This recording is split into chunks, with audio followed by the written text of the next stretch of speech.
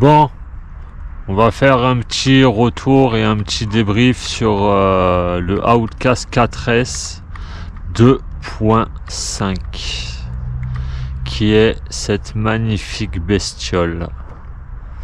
Alors, carrosserie dead,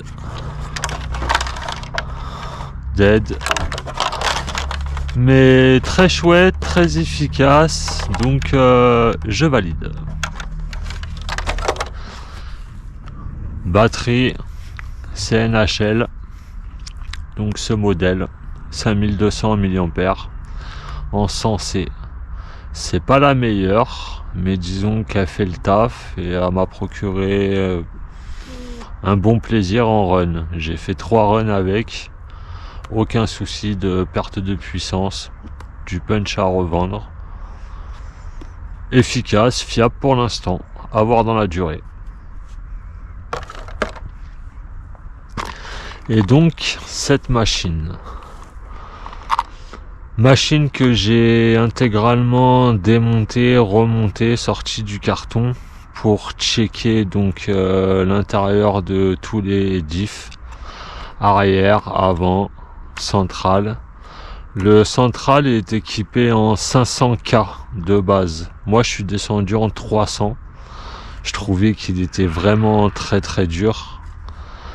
L'arrière et l'avant c'est monté en 10K, je suis passé en 30K, du coup j'ai quand même une bonne motricité à l'arrière, ça permet de faire des wheelings un peu à tout va, et je trouve que le moteur forcera moins en ayant du 300K au central. Pour ce qui est du radiateur et du ventilomoteur, j'ai eu l'habitude de rouler sans depuis mes débuts, donc j'ai toujours eu pour habitude de le démonter, de l'enlever. Alors c'est peut-être pas conseillé, mais moi ça me convient. Donc j'ai retiré le câblage, ça m'a permis d'ouvrir la boîte, d'accéder au cerveau, de checker si tout était bien en place, tout était bien serré. Tout va bien. Les huiles, pareil, j'ai enlevé, j'ai remis. Je suis en 600 d'origine, configuration donc d'origine sauf les diffs. J'ai fait ensuite plusieurs essais sur différents types de terrains, skatepark, forêt, avec du coup donc les roues du Outcast 4S, aussi les roues du Outcast 6S, récemment les roues du Fireteam. Je ferai sûrement un run avec les roues du Talion. Je constate que roue du Fireteam chauffe excessif du moteur, mais run très plaisant, très agréable. La voiture les a encaissés sans broncher. Les roues du Outcast 6S, j'ai roulé principalement en parc, donc on n'a pas tendance à taper trop dans la bagnole non plus. Il les a encaissés sans problème.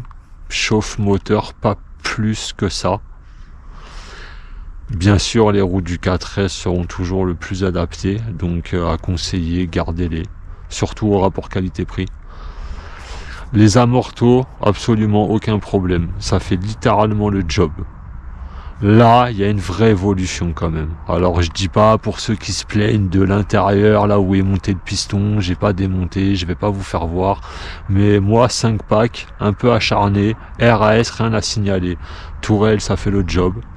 Axe central, ça fait le job.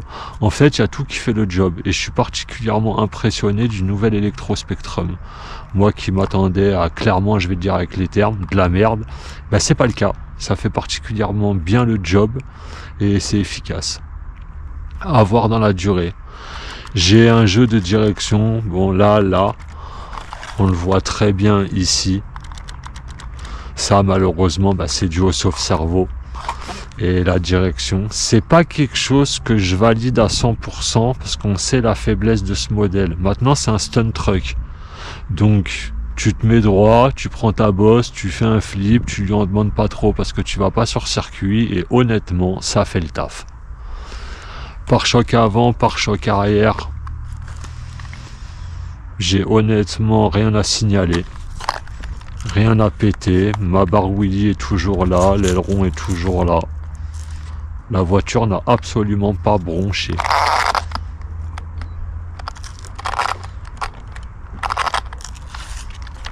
le châssis au bout de 5 packs. On est bâcheurs, donc vous m'excuserez pour les rayures, hein, les boys. Qu'est-ce que je peux dire? Rapport qualité-prix, monstrueux. Amusement, monstrueux. Longévité, ça reste à voir. Ça restera mon petit check-up après 5 packs. En tout cas, moi, personnellement, j'en suis satisfait.